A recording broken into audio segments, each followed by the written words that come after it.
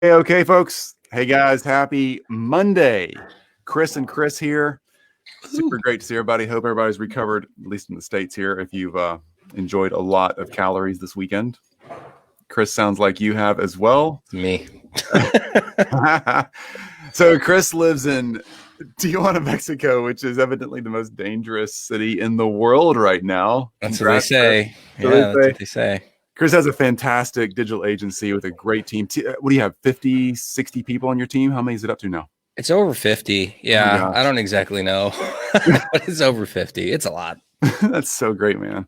It's cool that you're building a team and that just the team piece of that with a big agency like you've got is not collapsing you as a human, because that's where a lot of people struggle when they start really growing that team. Is the Mhm. people are hard. It's not the work, it's the people that make it difficult sometimes, you know?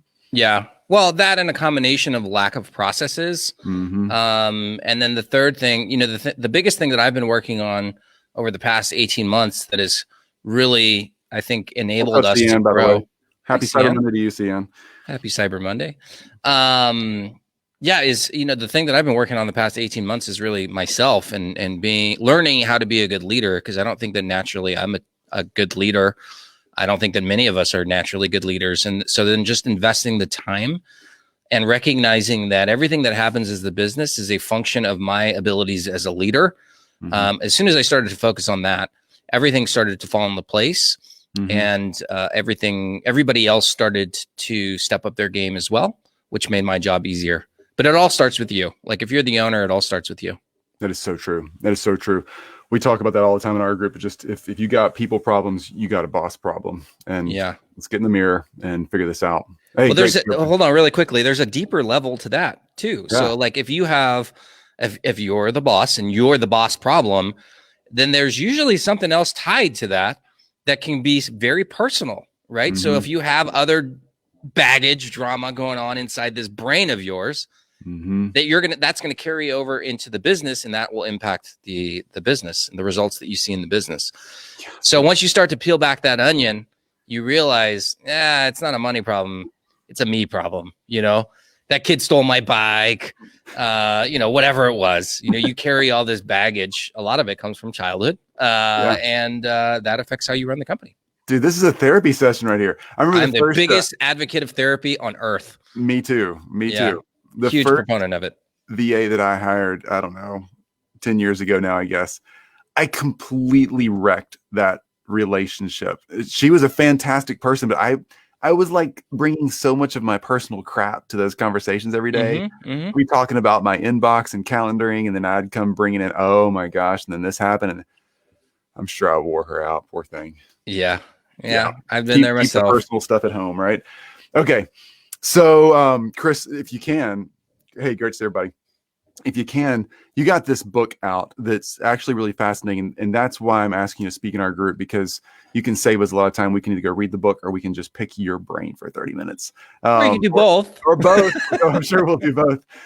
Is there an audio version, by the way? Have you figured that out? I'm working on that. Yeah. I just got to bang that out. It'll probably take me, a couple weekends to bang that out and get it edited. But I do want to have my first Audible. This is my third book. So I'm kind of like, here's another book. I am excited about this one, though, especially because of the relevance to what we're experiencing in society, I know. And everybody having to work remote. But yeah, I am very excited to do my first audio book. Dude, I am too. I'm scared to death. I don't even have a book yet, and I'm super scared of the first one. I can't imagine trying to crank 3 and then get an audio. All right, so like anything gets easier over time. I guess so. It's kind of what you don't know is what scares me. So the surviving the pandemic, but not just surviving, but thriving. And I know, based on what's going on in our own Facebook group and just watching the industry, you got people who are just crushing it, and then people who are really struggling. There doesn't seem to be a lot of middle ground.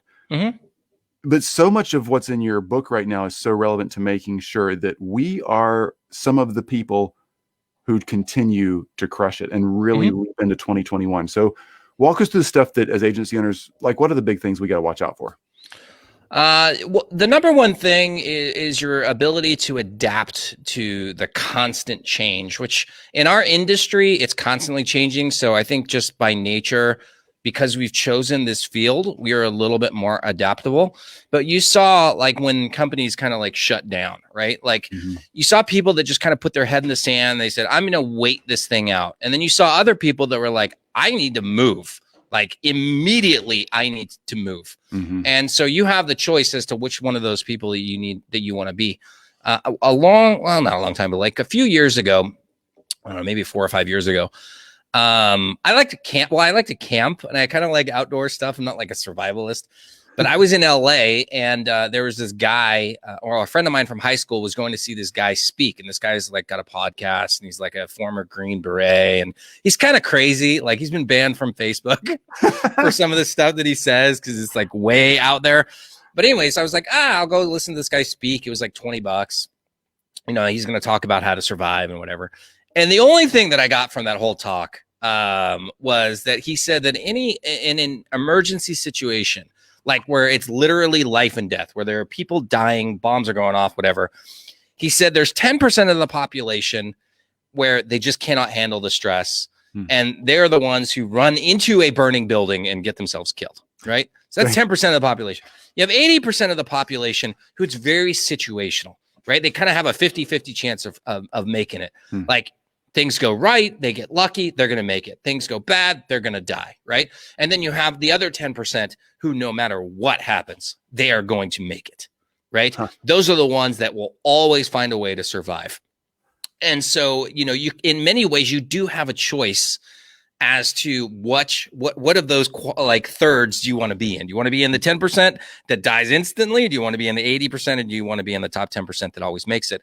In business, a lot of that comes down to your preparation and how well you've trained to deal with those emergency situations in your business. And so we saw that when the shutdown started, you know, the first shutdown.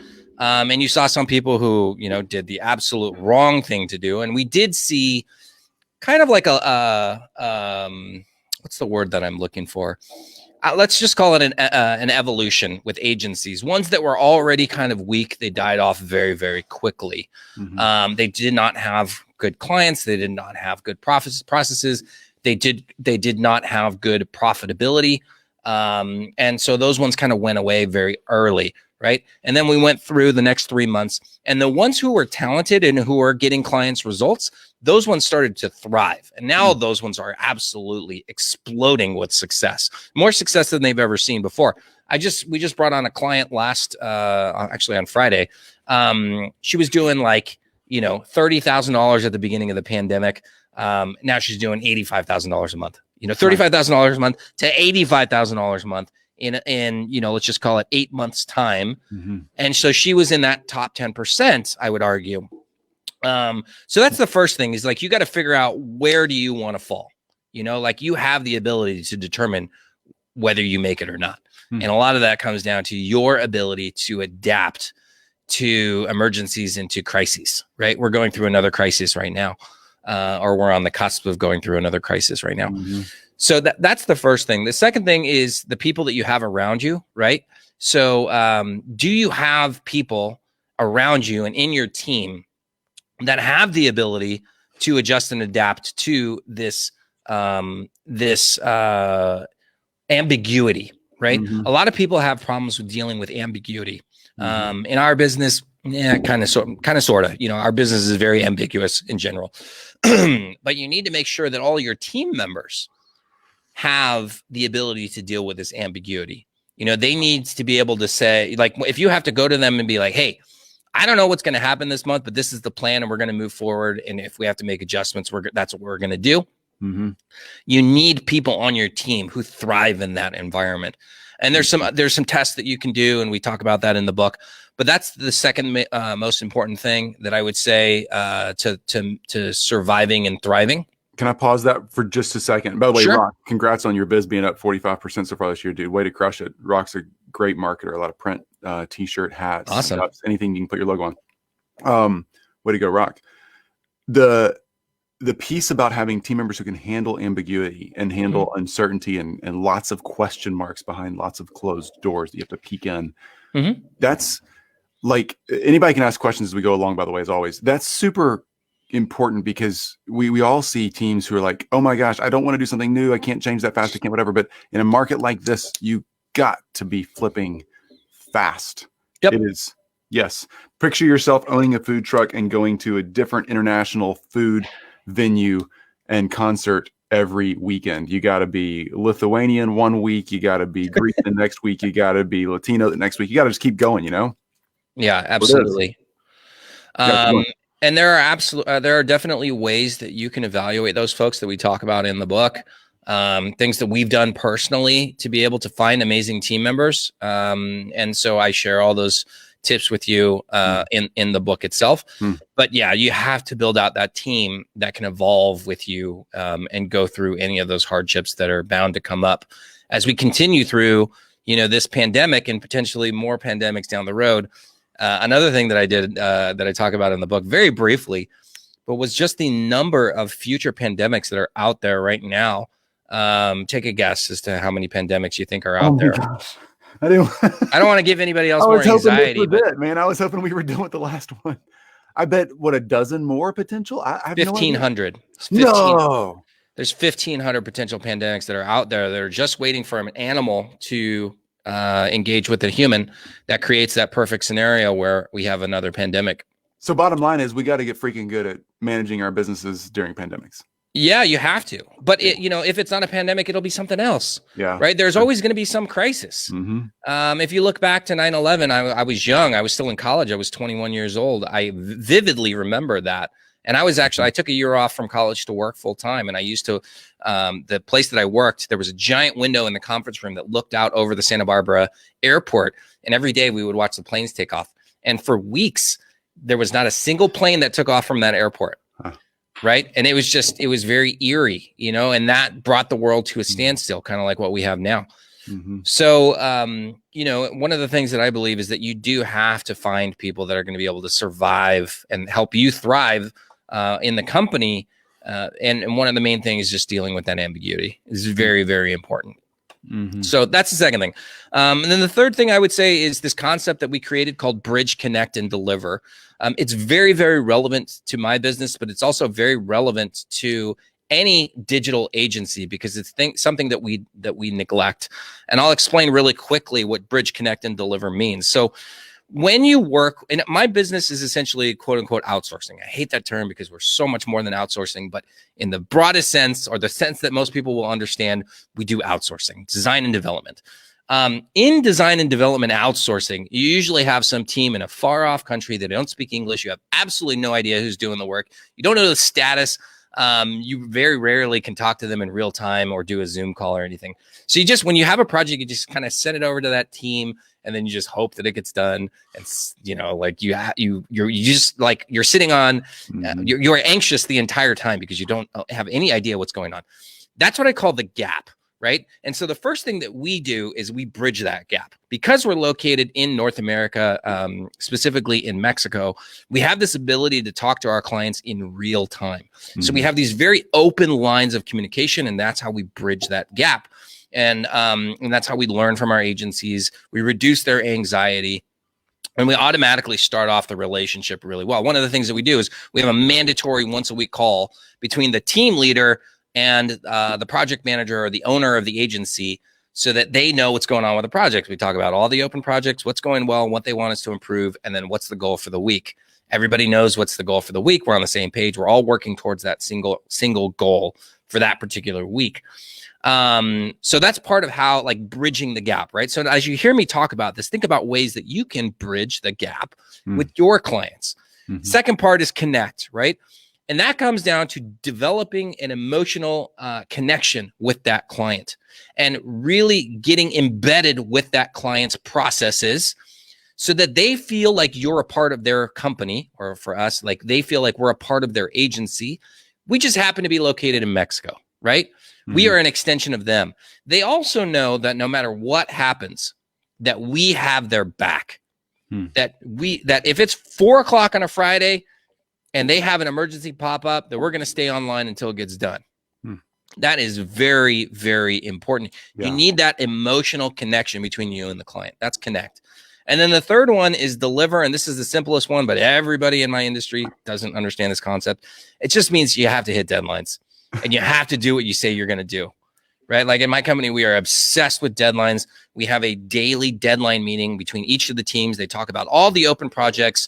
They talk about who's doing them, when the deadline is coming up, and are you going to hit that deadline, right?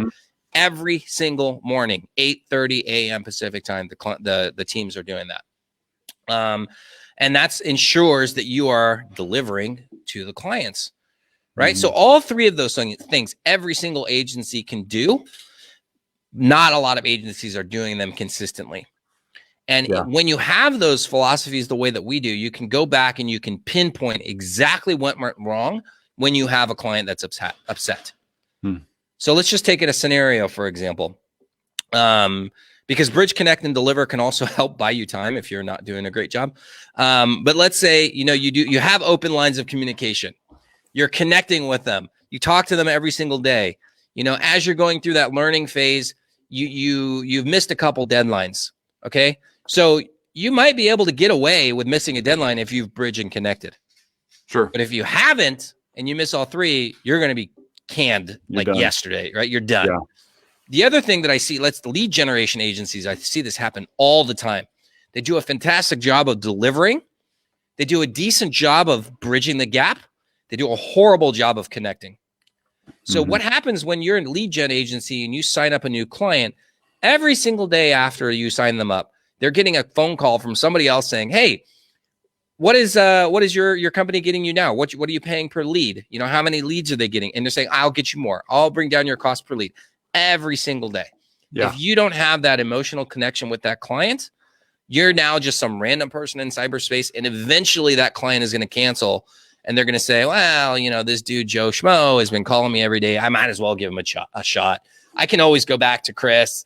And, if he's busy with his other clients anyways, he probably won't even miss me while I'm gone. So that's why it's so unbelievably important to Bridge, Connect, and Deliver every single time with every single client and have a process to be able to do that.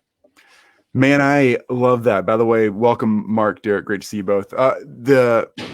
The Bridge, Connect, Deliver thing is like so meaningful to me because in our agency we work with surgeons and subspecialties. So we don't do most of our work. We give probably 90% of it to other agencies. Yep.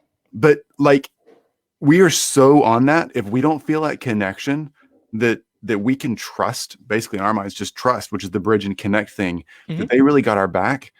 Then we're out of there. We're not sending them any more business. And we're also the deadline thing. Oh my gosh. Yeah. Anybody who's in this industry, if you can just hit deadlines, you are far and above most of your competition. That will set you apart. Yeah, absolutely. It's funny about with clients because if you say, hey, I need you to approve this copy, they'll ghost you for weeks. But as soon as you say, hey, I'm going to have this ready for you at 3:00 on Thursday, they are sitting at their computer waiting. Right. Yeah. And if you miss that deadline, then you have ruined that. You've basically tarnished your reputation with that client. And it takes a lot to be able to get it back. Yeah. So you have to hit those deadlines. And like I said, these three Mark likes that Connect Deliver. Thanks for sharing the insight. No problem. Daily deadline. I'd like to ask another question about the daily deadline in a second. Sure. Too. Go ahead. Well, what I was actually gonna, that's a perfect segue. So you need to have simple processes basically so that you're ensuring that you're doing these things because these concepts are great, but you need actual practical things to make sure that this is getting done. So for example, on the Bridge side, weekly calls, mandatory weekly calls, same day, same time, same format. Call takes 10 to 15 minutes. We go through all the important stuff, right? Connecting, right? We do that on the weekly calls as well. We are embedding ourselves, we get embedded in their project management system. We have a Slack channel so that we can talk. We understand what are their goals. Those things really, really important. When you're doing your Zoom calls, turn on your camera or your project manager. Make sure your project manager has their camera on when they're talking to the clients. Showing that face creates a deeper emotional connection with that person. And then on the Deliver side, daily deadline meetings, literally, like if you have a project management system or we use a ticketing system, everything that we do is built on Freshdesk. We just pull up all the requests and we say, this is what came in today. We're going to assign these. And then, who are some of the team list? Chava, you have these 5 tickets. This one's due this. Do you have any problems? Are you going to hit these deadlines that are coming up? Yes. Make sure that everybody is on that call so that everybody is accountable. These are very simple, practical things that I talk about in the book, but that you can start to implement today. And that is going to make a huge difference in the agency. It's because right now, honestly, like if you're talented, you probably have no problem getting new clients. Like our clients, they have no problem getting new projects. What keeps them up at night is getting these projects done and ensuring that their clients are happy, right? And making sure that they're making money on these projects. And so these are the little details that are going to really help your profitability with your agency.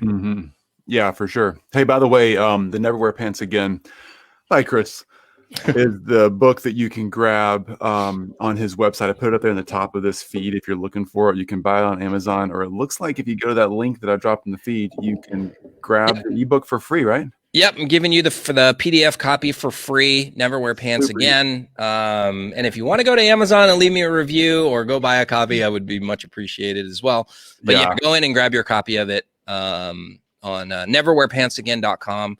It'll take you to a landing page where you can just pop in your email and get the book, the PDF copy for free. Perfect. Chris, the stuff you got in there is really good because it really outlines how we can actually make all this stuff happen. So you got over 50 people on your team in your digital agency. That is a big team of people. Are you just like swamped with meetings, or do you kind of talk about how do you actually lead the people you're working with without letting it take over your life? Yeah, this is a great question. So you have to look at the different areas of the company where you need leaders. So you are always going to be the CEO, right? It's going to be very difficult to replace you, at least for now. Then you have the COO, or the integrator, as a lot of people call them, which I don't have. And then you have your director of operations, director of finance, director of HR, customer experience, sales and marketing. So I have been very fortunate where we put in our director of customer experience. Her name's Erin. We put her in January. She was able to solve a massive churn problem that we had. So she brought our churn down in 1 month from 16% down to 10%. And now it's under 5%, which is amazing. So we're our clients are insanely happy. They're referring more people, and best of all, we are way more profitable. If you've never done a pro forma, which is a financial planning document, and looked at the impact that your churn can have on your business, you need to do that like immediately. Especially because we're in December and we're probably we're almost in December. We're all thinking about 2021, right? And so, so I put in Erin as our customer experience director. She's done a fantastic job. So I don't really have to worry about that. We recently promoted one of our operations, or I should say pod leaders, to operations manager, David Magana. We moved him into that role in July, I believe. He has done a fantastic job with that. So now I don't really have to worry about the operations stuff. Nice. My fiance runs our HR and our finance. So she's pulling double duty. She's doing a great job. We are going to have to move one person specifically into the HR role so she can continue to manage finance. And then I just hired a salesperson. So my main responsibilities are in sales and marketing. I kind of serve as my own integrator. And then just making sure that everybody is on board and that we're setting the vision. So like every Monday morning, we have our leadership meeting. It's a quick 30-minute call. We have metrics, spreadsheets that everybody fills out. We go through each of those on Monday morning, kind of do our forecasting. Erin will talk about any clients that we have in the quote unquote red zone. So that's another thing I talk about in the book.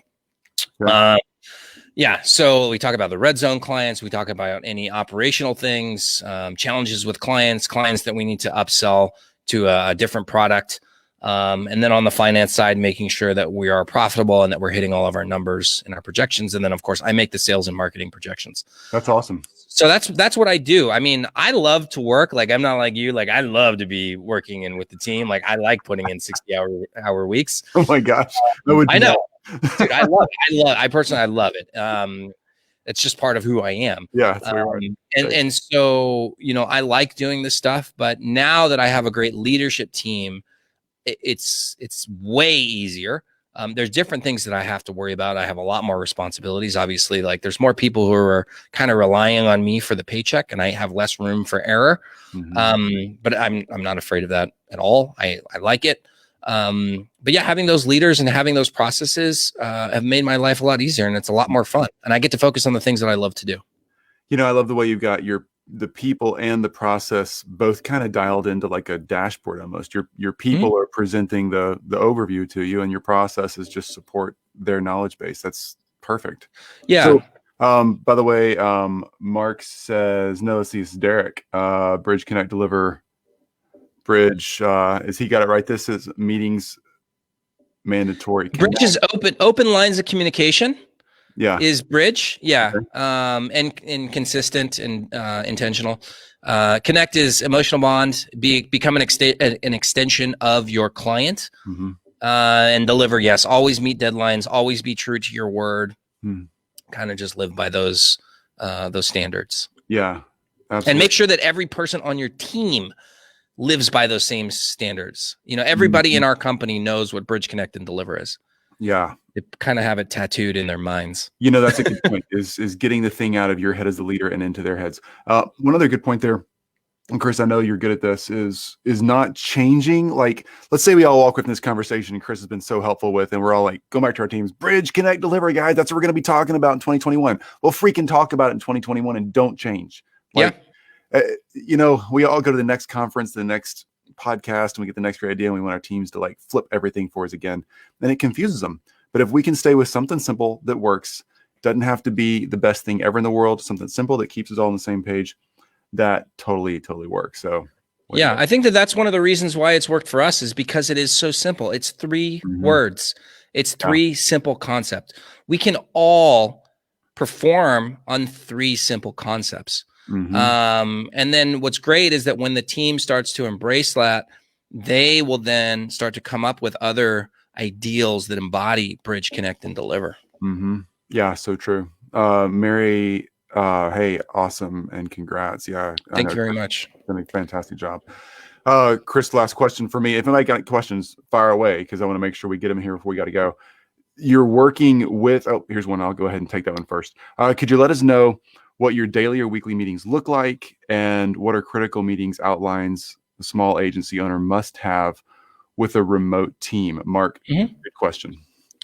Yeah. So real-time communication with a remote team is crucial. When I started my own agency back in 2012, my team was in the Philippines. My schedule was up at 6 a.m., in bed by 1 a.m. And I did that for almost 2 years. And then, I just couldn't run at that pace anymore, and I didn't want to. So daily communication, I would say a morning meeting on your time zone is crucial. And talking about those deadlines is very, very important. I would do at least a weekly meeting with your leadership team, even if it's a leadership team of 1 or 2. You've got to review the finances. You've got to review the clients and the ones that are potentially going to cancel. So here's a great practice for everybody to do right now, because I do believe that we are going to hit, I guess it would be the 3rd shutdown or pandemic crisis or whatever. You need to identify what are your red zone clients. A red zone client is somebody that has a shaky business. They've had issues with payments. Maybe you haven't been able to get them the highest or the best results that you get for other clients. But they're clients nonetheless. Maybe it's somebody that you're trying to work out and you don't want to, you kind of want to fire that client anyways, but they are bringing in revenue. You need to identify who are your red zone clients right now. What are the people that could potentially cancel, right? And then you need to come up with a plan for how you're going to keep those folks. First of all, if you want to keep them, or what's the plan if they cancel? I tell everybody, have 20% of your labor be a contractor, because in the event that things go horribly wrong, then it's much easier to release those contractors as needed. And then you can always bring them back, or you can always rebuild that team. But if you have in-house employees, it's much more difficult to get rid of those folks if shit hits the fan, pardon my French. So that's one thing that's really, really important. And you need to be talking about that red zone and have the plan for what to do if the red zone, if they all fall off, if all your red zone clients fall off right now, what's the plan? And how are you going to make next month or this month profitable, or at least break even so that you guys aren't losing money? So those are some of the really important things that I would talk about with your clients. And then on the sales and marketing side, at least have a plan. Talk about the clients that are in your pipeline. What's your closing percentage? If worst case scenario, just make it 10% if you don't really know those numbers. And then that's it. Those are really the only things that you need to really focus on. Okay. Good answer. Mark, great question too. So your work, my question was, and again, if anybody else has another question, fire away real quick. We'll get it in here if we can. You're working with your fiance. Working with friends, family is sometimes difficult. How do you guys navigate that? I didn't want to do it for a long time, and then I just needed her help. And she stepped in and she's done an absolutely phenomenal job. Yeah. And the first thing that she helped out with was organizing our finances, because I had a former partner who was supposed to be our CFO. Let's just say that it was not working out. So he's no longer with us. And then Oyuki, my fiance, stepped in, and she really got the book straightened out, started to establish, I kind of established where we needed to be in terms of like cost of goods and profitability. Mm-hmm. And then she worked her magic and took ownership of it and figured it out. And now I'm proud to say that we're way more profitable than we were last year, and we've grown our revenue significantly. So everything is moving in the right direction. It can happen very quickly, but again, you have to find the right person. Mm-hmm. So do you guys leave that business talk at the door? No. Okay. We talk about it all the time. But it's great because, who's going to have more ownership over this? This is this is part of our future. Yeah. We are working on this together. Yeah. And we also have a great mission, right? So one of our missions is that we want to build we want to be considered the #1 company to work for in Mexico. Oh, she's Mexican citizen, right? Mm-hmm. So she's very passionate about that mission. Mm-hmm. It's not just about making money. We have other big things that we want to do through our company to help impact lives, right? And so, that's basically what we're doing at the company, and she's helping making that come to a reality, or making that a reality. So it's been very, very easy. Do we argue about stuff? Yes, all the time. Do we make up at the end of the day? Yes, of course. But I wouldn't trade it for anything. That's great. That's a good model. What again? All right. So, Chris, by the way, if you want to see, I'm on your website right now, on the Dude website, Dude Agency website. Is that you in the blue and white Superman leotard? That is the Dude Beast costume. And yes, that is me. All right. Well, I'll drop that link right here for you as well. So that's awesome. So you want to hear the story behind that? Yes, I do. So, we, oh my gosh. I launched team shaking a bottle of champagne in this. In a lot of spandex. So I launched the Dude in 2017. I'd grown my agency. We had over 200 and something clients, but I really wasn't happy. And so I was like, I want to do something different. And then I heard a podcast of Russ Perry, who started Design Pickle, who's now become a friend. And I was like, man, I can totally do that, doing design and development with our team in Mexico, because nobody in the States ever thinks to go down to Mexico for design and development help, which I had done in 2015. So, rolled it out, started doing Facebook ads to get our first clients. Went to a conference that Digital Marketer put on in December of 2017, and got really good feedback from all the agency owners that were there, and actually picked up a client. And then I was like, you know what? I'm going to do the traffic and conversion conference in San Diego. And I was living in San Diego at the time. And so, we spent a bunch of money. It was like 10 grand, which is a lot of money. But when you're doing 10 grand in revenue per month, dude, it was a lot of money. So we took that chance, and I was like, I've been to traffic and conversion probably 5 times prior to that, and it's kind of boring, right? So I knew how to stand out. So we were like, let's just go all out on the Mexico thing. So we brought Mexican candy, we had tequila, we had gift bags with all kinds of fun Mexican stuff. I wanted to bring churros, but the hotel wouldn't let me do it. And I was like, okay, so here's going to be, the icing on the cake is that I am going to dress up like a Mexican wrestler. And so I created this Mexican wrestling costume, idea, called him the Dude Beast. And so I would dress up in front of like 6,000 people. I had the spandex, I had the boots, I had the cape, I had my mask, I was everything. And I was in insanely good shape. That's really good motivation for getting in shape, by the way. If you have to be in spandex in front of 6,000 people, you will find a way to lose weight. So I did that. And then that conference ended up being a massive success for us. I think we ended up pulling like 200 grand out of that conference. And that's what really was the springboard for Dude. And so it's been kind of like rocket ship growth ever since then. But now I wear it every once in a while. We just did a video. It should go up like this week where I'm wearing there's a video right there on your homepage above the fold, man. Well, there's new ones too. Okay. So I try and do the Dude Beast more often. That's hilarious. Yeah. All right. Well, the link to the free book is at the top of this post. Yeah. Never Wear Pants Again is the title of the book. Neverwearpantsagain.com. Just go there. You can get a free PDF copy. Absolutely. I'll drop the Amazon link if y'all want to pay for it and leave Chris a review. I'm sure it'd be awesome too. Dude, next time we do this, wrestling costume, please. I mean, come on. Okay. Give me a week. I'll drop the Thanksgiving week. A flannel shirt. Come on, that's boring. Okay, next time. Man, Chris, thanks again. Thank you so much. Awesome to see you. Have a great week. And man, crush 2021. I can't wait to hear about what's coming for you. I know you're just going to kill it. Big things. I know big things. Yeah. Love that. Go big or go home. You bet. Mary, thanks for hanging in there, everybody. All right, folks. You have a fantastic Monday. I'm telling you, lean into what Chris just presented. It is the truth. It works. And 2021's coming. And we've all had a crazy year, either huge success or huge sucky time in 2020. And this is just good practice for life. All right. This is the way it goes in business. It's going to be something. So get good at the somethings, because in the nice, easy years, when there's one or two of those strung together, you're going to fly past everybody. And then when it's the uphill climbs, you're going to start passing all the folks who didn't practice like we're practicing right now. So take Chris's advice, get the book, do the work, get the results. You'll be really glad you did. All right, dude. Thanks, Chris. Thank you very much. Bye, guys.